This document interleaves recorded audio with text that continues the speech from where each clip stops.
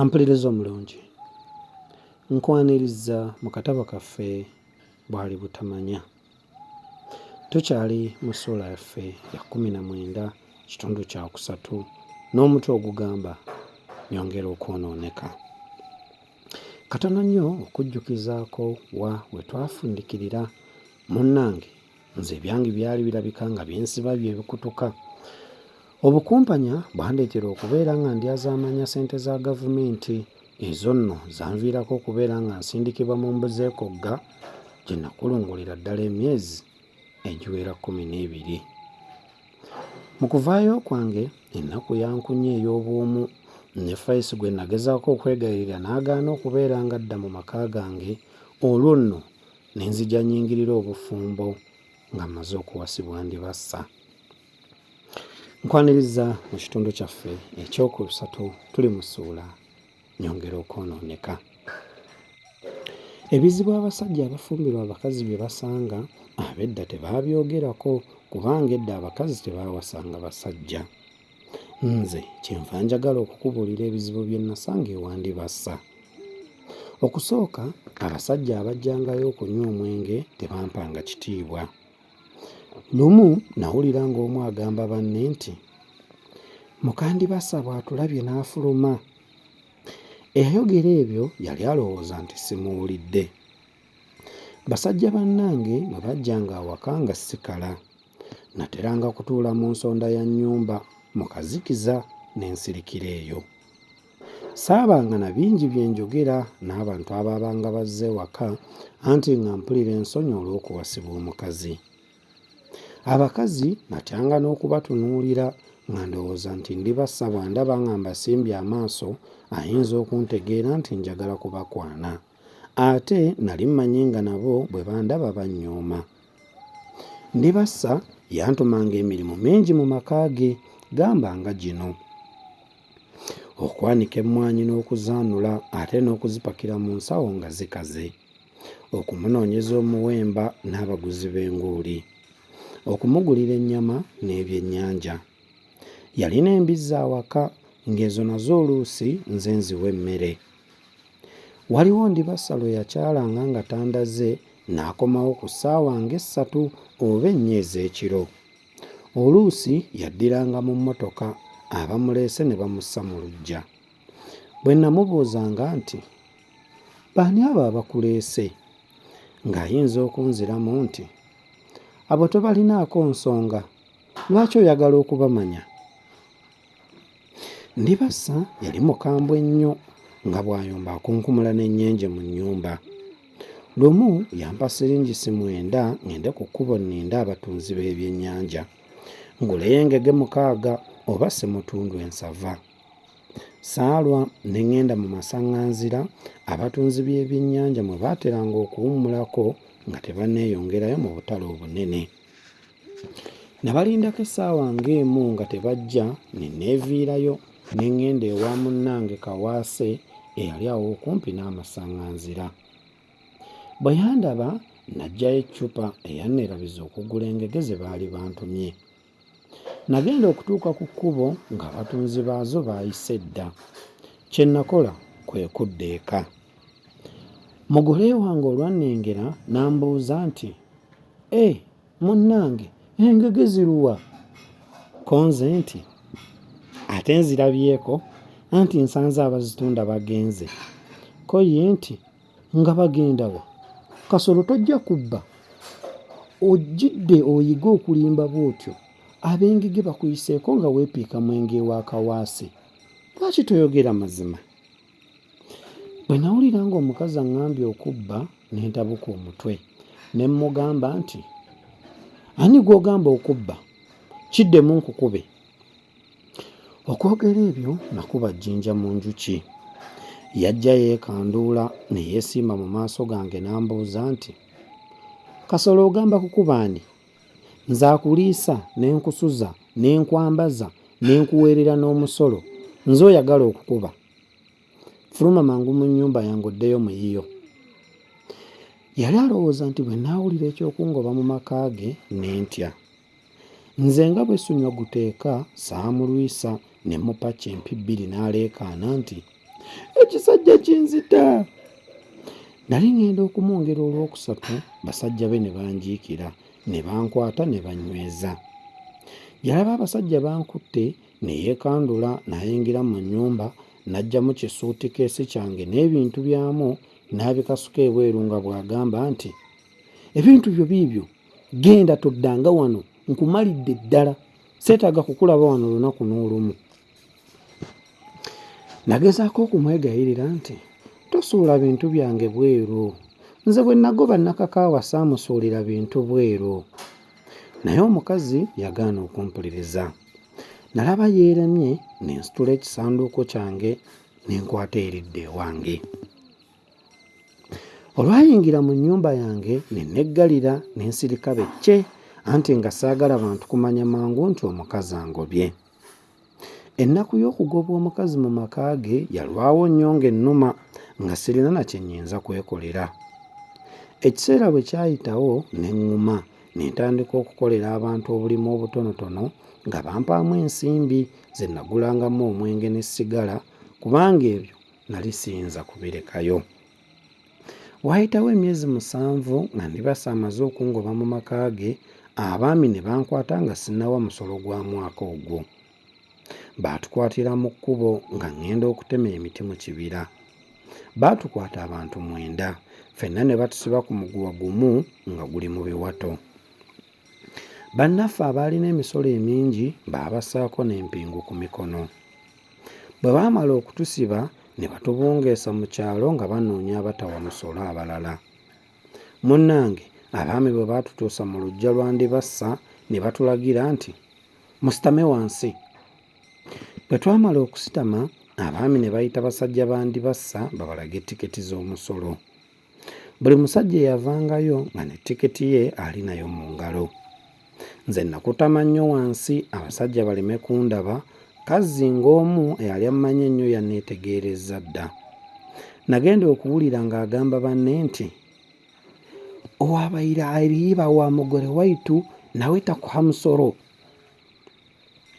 Mpuliriza omulungi okukutaputirامukko mu kinyaanyimbe eyali ategeeza mbu eyalibba wa mugole waffe naye tawa musolo. Twali tusitula okuva ewa Ndibassa, omwami omu n'amuyita n'amugamba nti, owange, singa musajja wo nno omuyambye n'omugya ku kagoogwa. Ko Ndibassa nti, tombuulira, musajja kyoyo atamanyi kwerabirira, afuna ensimbi n'azimalira mu mwenge ne mu bakazi ne sigala. Olwamala okwogera ebyo nga yeddirayo mu nnyumba ye, ng'abaami batuwalabanya okutubunya ekyalo. Eyo gye baatulaza gye nasanga omwami gwe nali ntemera emiti. Bwe yandaba nga ndi ku muguwa, ekisa ne kimukwata, omusolo gwe baali bammanja n'agumpeerayo ne banta. Baali nno bammanja siringi 60 zokka. Ekiro ekyo seebaka ku tulo. Nasula ndowooza ebisobe byange byonna ebyantuusa ku kusindiikirizibwa ng'ekyonziira okuva mu maka ga Ndibassa ate ne kukusibwa mu kkomera.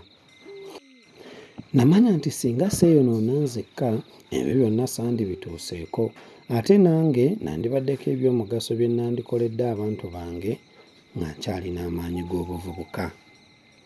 Kyokka nayambibwa ne neddamu nga sinnakaddiwa, ne nnongoosa ku mpisa zange, ne nsobola n'okutuulangako n'abantu balamu nga bw'ogenda okuwulira.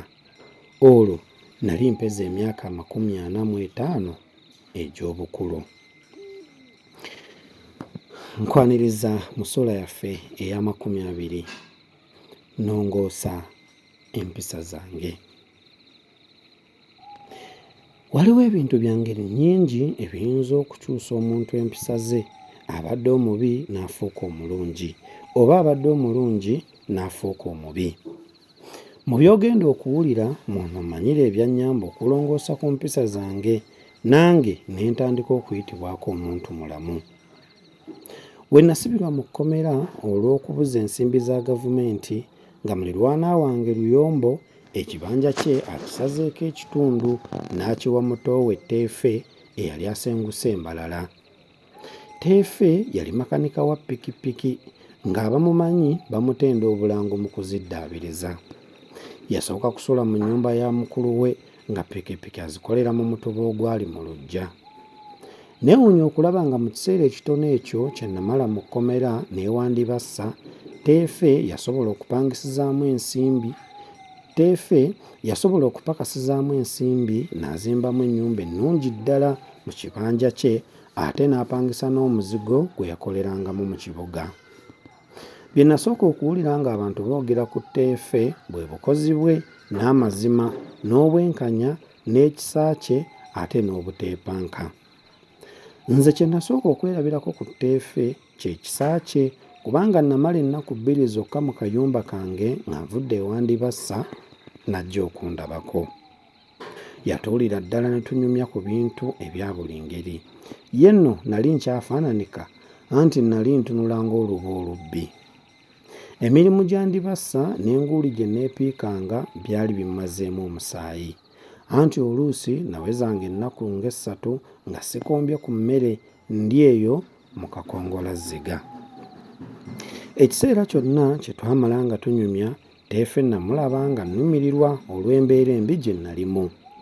Okuguba n'obusensufu bw'engoye ze nalimu byali tebirema kwennyamiza buli alina omutima omusaasizi.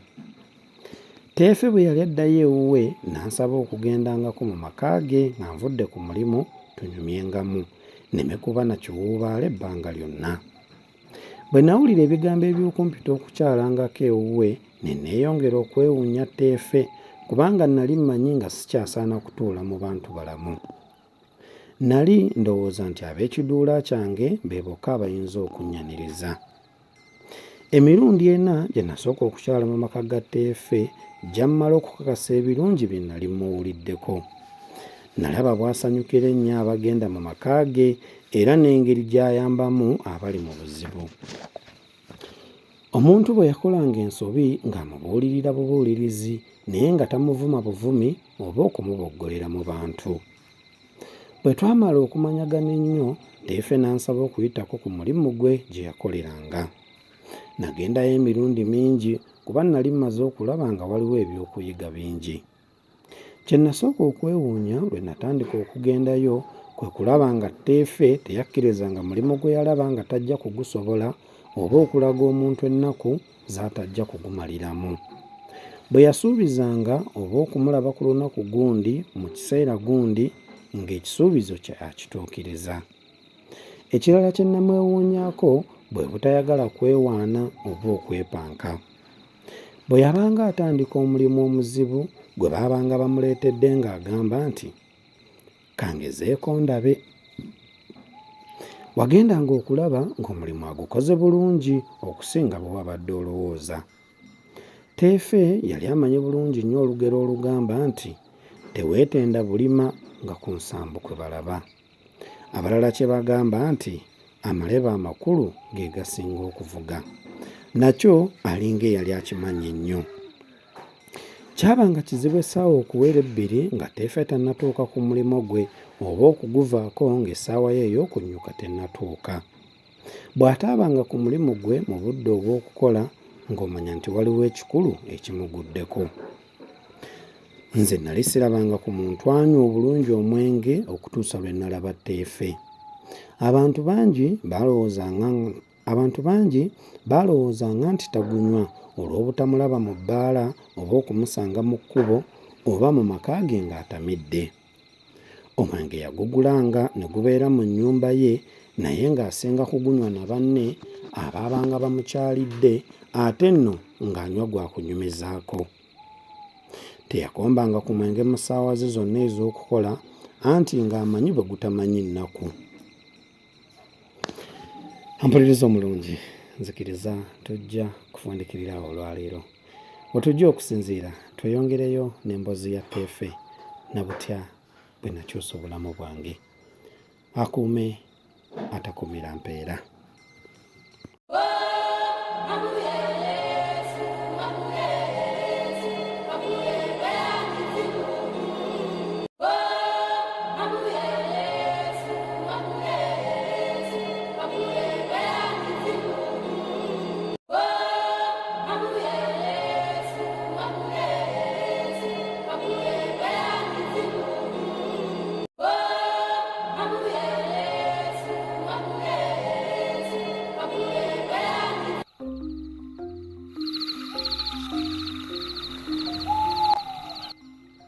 Ampuliriza omulungi nkwaniriza mu katabo kaffe zinunula omunaku.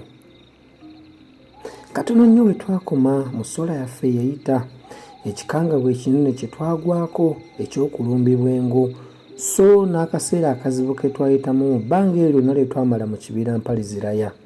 Munnange nno Mukama yatusaasira era bwe tutyo ne tubeera nga twakyusa obuufu ne tubuzza ku lusuku lw'engulu era ne tuluuka mirembe ne batulamusa mu bitiibwa. Baatukulisa nnyo ekkubo era nze awo we nafunira ku buweerero okusinziira ku bibamba bye twali tuzze tuyitamu.